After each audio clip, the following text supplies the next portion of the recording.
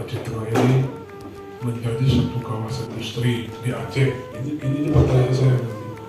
Karena kita adalah zona pertanian yang sudah ditetapkan. Namun di sana bawah kita juga ingin menuju industri pertanian. Wilayah tengah ini kita bangun dari industri dan wisata. Malah nanti pelan-pelan ke industri pariwisata kah, industri pertanian kah.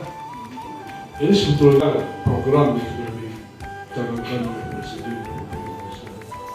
Namun alhamdulillah hati kami hidupnya dengan baik.